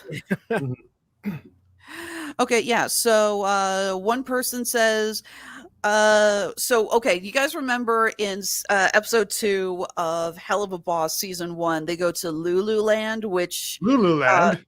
yeah, Lululand. Shut the fuck up. That was great. And Octavia confirms, like, isn't this just a really shameless ripoff of Lucifer's far more popular Lulu World? Someone's on here saying, can we see, now that Lucifer's a confirmed character, can we see Lulu World? Ooh. That'd be cool. Oh. Okay, this one girl named here, Serena, says, I want to see more of the cosmology of the heaven and hell split, especially since it looks like you can see heaven from hell. And that's true, actually. You can't like see in the Silver City, but you see like the portal. Kind of looks like a little mini galaxy up there. Yeah. Almost like a biblical angel. Let's see here. Celeste says, I kind of hope to see flashbacks of Angel and Serpentius trying to redeem themselves since it feels like we had a big time lapse in the middle of the season. Right. Also, more of Emily. I love her. Can't wait to see more of the V's power. Because, we hear about just how powerful the V's are, but we don't really see a lot of it. We see a bit of Vox's with his technology and a little bit of Valentino with how he controls Angel, but we don't know anything about Velvet. Yeah, which is interesting because like it's alluded to that she's possibly the strongest of the three. Like in respect, she's like, I'm the backbone of the V's. Yeah, it definitely feels like there's a lot left on the table with them because I mean, at the end, all they're doing is just watching shit go down, and you're like, I mean, that's what I'm because it's Vox and all of them are sitting around the TV watching things, right? So. Side note to the comment here by Victor Soto, is there any updates on episode 8 of Hell of a Boss season 2? They released the titles. I don't think we've gotten a release date yet. But the rumor I keep hearing is April. Again, that's the rumor, I don't know anything else, so we'll see what happens there. It doesn't surprise me, though, that they wanted to wait a little ways after Hazbin Hotel had premiered so they could make sure that they're not, like, over, what's the phrase when you put out too much material at once? Oversaturated. Oversaturated, thank you, yeah, and they're probably busy doing promo work for Hazbin Hotel as well, right? So I'd assume the animation team is still just working away at it. Let's see here. Someone said they want to see more Serpentius. Says here, Rascal writes, I hope he's able to help Charlie from heaven as an inside man. Comment here from Vanessa says, well, I noticed that when they took Adam's halo back to heaven, 2 pieces off the front were left behind. So again, we're kind of getting some people wondering if Adam's going to be in hell now, and I've seen a couple of people comment Yes, that that's on what their I'm thing. saying. Yeah. Yeah, I mean, it seems like a good fit for him. Yeah, Agreed. I mean, even like when I first saw the character, I didn't know it was Adam. It's like, why does that angel have like demon horns like an imp? I thought that was interesting, and I do like in the final episode it reveals it's a mask. Yeah, it's like Yeah. a suit. Yeah, it's all technology stuff. Hmm. Yeah, I love that they actually modeled his face after Alex Brightman, after the voice actor. Mm. So I thought Okay. that was kind of a clever touch. Yeah, if Adam is in hell, everyone's gonna hate. Oh, there is no doubt there. Yeah, or maybe he'd actually do good in hell, like not like good as in like moral Be good, good, but like he would thrive in hell. It's his Thrive. kind of thing. Yes, that's Mhm. a better word. Okay, Loth Phillip here writes they want to see more of the Overlords, especially Zestial. Yeah, it would be nice to see a bit more of the Overlord Council and how that all works. Yeah, we learn about Carmilla, we learn about Roxy, we learn a tiny bit about Zestial, but there's that one dinosaur Overlord that we know nothing about, and I would love to see more of her. That was a cool character design. Yeah. Megan Marie writes, I want to see more of Emily and her side of fixing things in heaven while Charlie works to fix her side in hell. I'd also love an explanation of there's a lot you don't know from Sarah, where Emily assumes Sarah is lying because she kept the truth of the extermination from Emily. And then Lilith steps in and backs up Sarah as to why rehabbing sinners is a bad thing. I know Vizzy Pop said Lilith would be explored slowly, but I believe this is a believable explanation. And this guy writes, it's from Seth. He writes, I want to see Val getting everything his karma owes him. Oh, I'm sure that will happen at some point. Oh, yeah. And the final comment I got here from Huston, I'm not sure how you pronounce your name. I'm sorry. He says he wants to see Angel in a happy, loving relationship away from Valentino. Absolutely. Yeah. See, I think comment. as far as one of the biggest things that I come away with wanting, it's that. If there's some way that he can get out of what's going on with him and Valentino, let's see it happen. You know, I believe Vivzy Pop has actually confirmed Husker Dust. But again, she's building it slowly. They weren't going to end up a couple by the end of the first season. So, and you know what? The way we've seen them built up, I would be all for it. Husk, You know, I mean, I love the fact Husk is good for Angel. That's for sure. Absolutely. It's the guy that, it's the person, your partner that can crack through that bullshit armor that you have and actually see the person below and make that person realize that they're worth something. And yeah, Husker Dust all the way. Put a hashtag on it. Maybe a hash brown. Yeah, you heard it here first, everyone. Hopefully you heard it here first. Yeah. Okay. Is there anything else we wanted to talk about? Was there any other characters, episodes, songs? Was there anything I missed? I think we've kind of covered pretty much all of the details, or at least other than like explaining the entire show bit by bit. But seriously, you haven't watched the show, go watch it. Like, yes. What are you waiting for? But yeah, I would say this show, it's very unique, and I appreciate that about it. It's not, like there's so much of the media landscape is dominated by just like reheated leftovers from previous franchises. Like, it's nice to finally get something that feels like, this is something very unique and original. I mean, it has a lot of, a lot of influences, certainly. And like, I've seen Vivzy Pop talk about those, but I do like how you're not going to find much like this, like, a animated musical set in hell. Right. In hell. Yeah. And I think like if you were to make a Venn diagram of people that like Nightmare Before Christmas and people who like this, it's basically going to be a circle. You built an audience there, but like the writing I thought was very solid. Like all the characters, their motivations make sense, their actions make sense.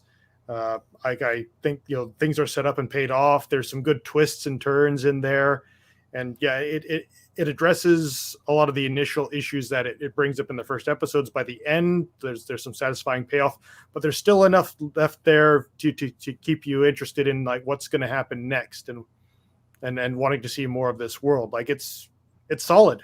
Like it's a good, well done show. We do have a question here from Victor Soto. How do you guys feel about the Lucifer and Alistair theory that they may date? I doubt it. Excuse me. I mean, I actually think so. Little brief thing. We the hotel gets destroyed in the final battle, and we see it being rebuilt. And there's a new tower on the left side. On the right side is Alistair's tower. On the left side now, there's a tower in the shape of an apple. I think Lucifer is going to start staying at the hotel, and I think he and Alistair are going to start butting heads on kind of a manager style, because they're both trying to help. So I don't think it's so much they're going to date, but I think it is going to be very similar to the Odd Couple, the bickering parents kind of situation. Maybe they'll learn to work together at some point down the line, but I don't see them being like an actual couple. They don't seem to be going in that direction. Yeah, I do see them becoming good friends by the end of it, but I like the idea that now if Lucifer is staying at the hotel now to help Charlie, just the idea of it's like, well, Alistair told me, it's like, yeah, I know what Alistair said. Can we forget about Alistair? Yeah. You know, any of us who have had Lord of Hell, do you not understand? any of us who have had bickering parents or divorced parents, you know exactly what we're talking about. Oh yeah. All right. So, but yes, Hazbin Hotel is available right now on Amazon Prime. All 8 episodes have been uploaded. Season 2 has been greenlit, and news from VivziePop's Instagram is that they are currently doing voiceover work. So I'm assuming that means the script is written, and hopefully we'll be hearing news about a release date. I'd say probably by the end of the year, if we're lucky.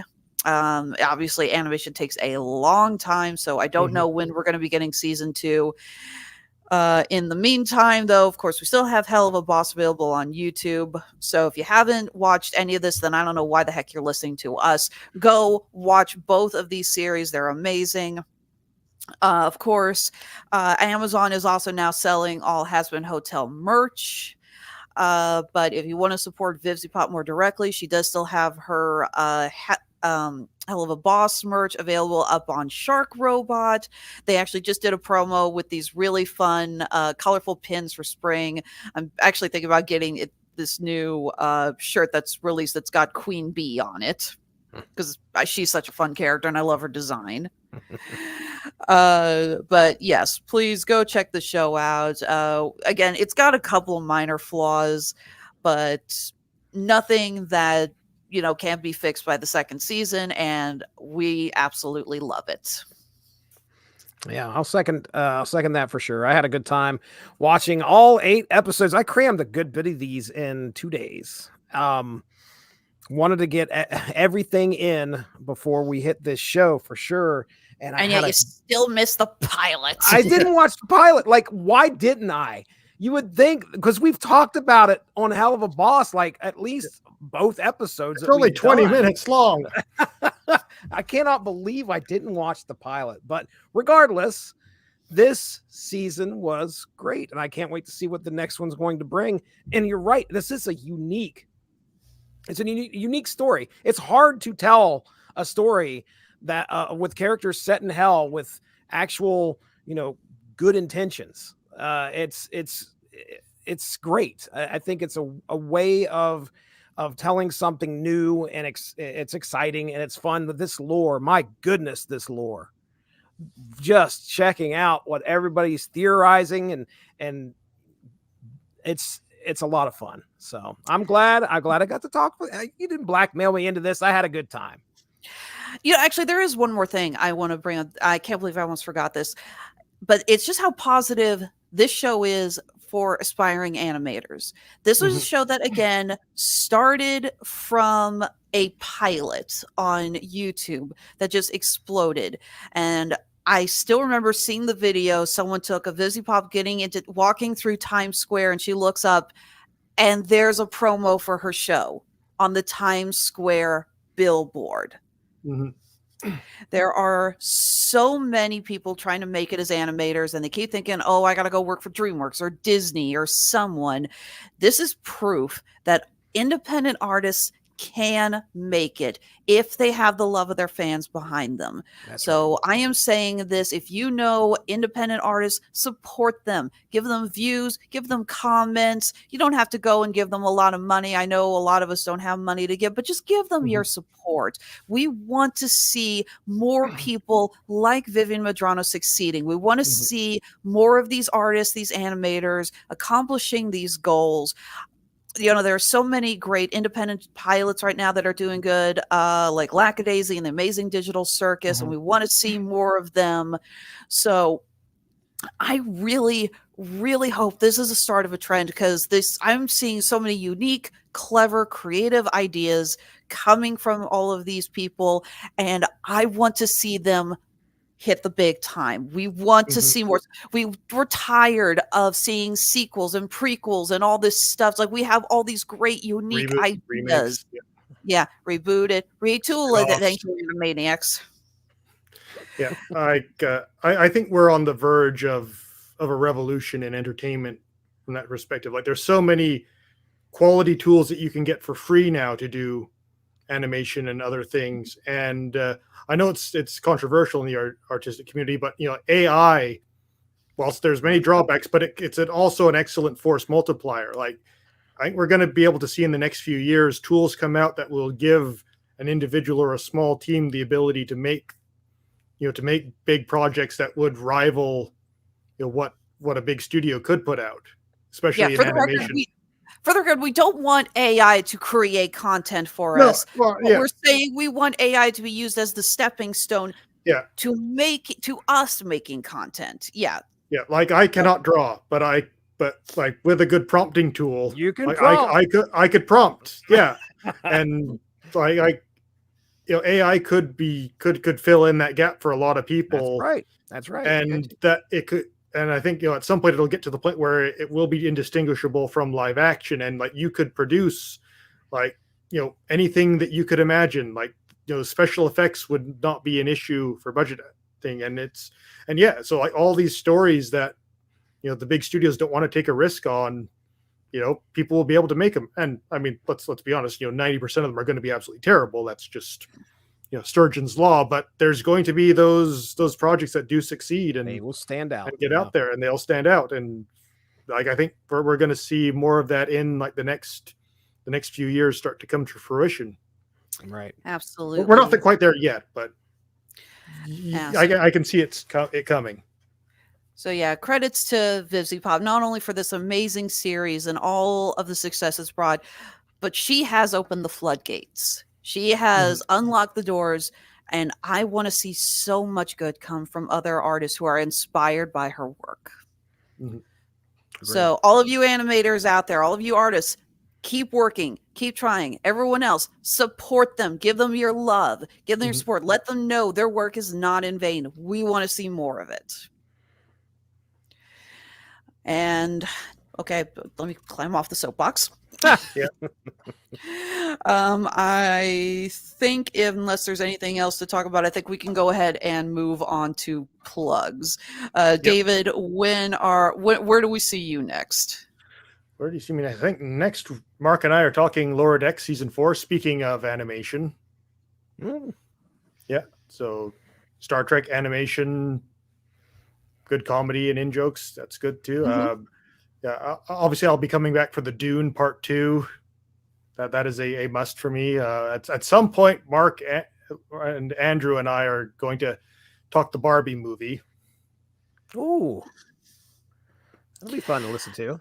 That's going to be an interesting discussion. There's a lot to mull over in that movie, good and bad.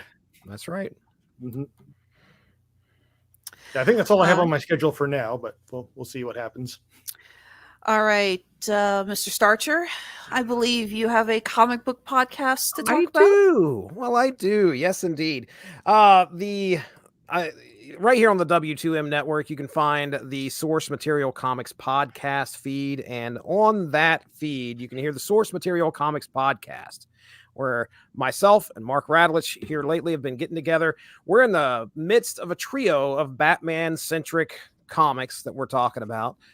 Batman Gordon's Law was that aired a couple weeks ago. So that was a great comic just focusing on Jim Gordon. And yeah, hey, he's got a job too. And it was fun. It was actually a great discussion. This today, Unspoken Issues, which is my 90s-centric podcast, released our discussion about Marvel Valentine's Special from 1997.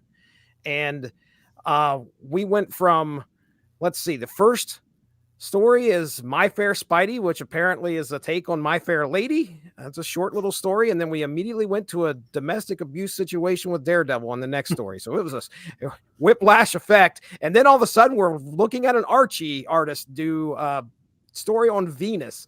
Yes, the Marvel character Venus. I didn't know she existed until we did the podcast. But anyway, that was me. That was Dean Compton and his significant other, Emily Scott. So we got together and talked about Valentine's Day centric story, and it was a lot of fun. So you can hear, hey, I'll go ahead and one more plug. You can hear me actually interview a creator, a guy who wrote a Punisher book called Punisher No Escape, Gregory Wright. He came onto the podcast and we had a fantastic discussion, not only about his creative process coming up with that story. I got to talk to a guy that wrote Punisher, guys. Like you can imagine, I was pretty excited. But we also got to hear some fun stories about 90s Marvel, as he was working in the Marvel offices during that time. He was mainly a colorist, but he got to write every once in a while. And also he loves food and he loves to talk about making food.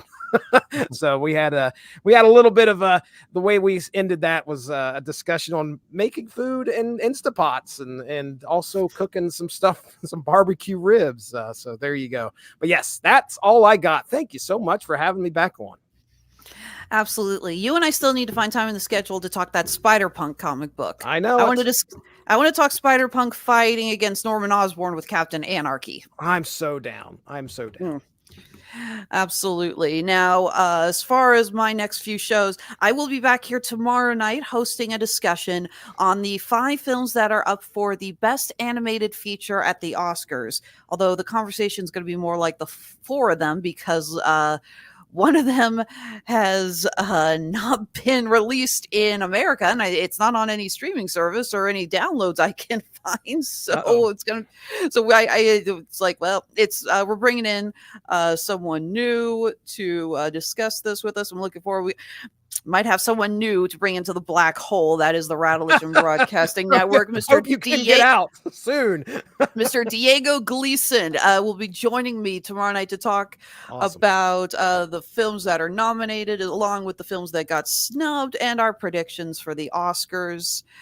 As far as thankfully I'm not going to be on next week's Damn You Hollywood because I told Mark I'm not sitting through Madam Web. You can't force me to. Wow. Yeah, sorry, Robert, you're suffering without me. But I will be back the week after that. We're going to be discussing the live-action Avatar: The Last Airbender series that is coming to Netflix very soon. I might pop in on that one. I will get you on the schedule. I believe that's... Hang on, did I have that right? We are discussing that on the 26th. Love to have you on board. I believe the other person got on that is Mr. Andrew Orozco. Been a while since we've had him on the show, but he's always a lot of fun. Love having him on to talk stuff from his Geek. What is it? Geek News Now? I think that's his website. Could be wrong. If I am, I'm sorry. So we got that going on now. As far as the plugs that actually do pay my bills, I'm going to go ahead and move on to Honeysuckle Rose Creations, where fashion meets fandom at the intersection of geek and chic. We just restocked our store, and yet I still got to put a few more things online. We actually just put together a whole new collection of Hazbin Hotel and Hell of a Boss merch. It's not on the store yet, though, because in a few weeks, we are going to be starting the convention season, and our first show of the year is here in Kansas City. We're going to be doing Planet Comic-Con, and I would like to debut the pieces there. So if you are in the Kansas City area, come on out. It's going to be a great show. They've got so many celebrities. I am so excited with everyone they're bringing in, and we're going to have a ton of brand new pieces along with all of our classics like you can see here. So excited to be getting back out on the road and actually interacting with other people, besides you guys. No offense. Mhm. I need to interact with someone else besides a computer screen, okay? I get it. I do. In the meantime, you can follow us on Facebook, Instagram, Twitter, still not calling it X, Elon Musk, and on TikTok. I've really got to get better about doing more TikTok videos. And as you can see, you can find our stuff on Etsy and also on Handmade at Amazon. That's Honeysuckle Rose Creations, the intersection of geek and chic. So for myself, for Mr. David Wright, for Mr. Jesse Starcher, thank you so much to everyone who joined us tonight. Be well, behave, and take that, depression.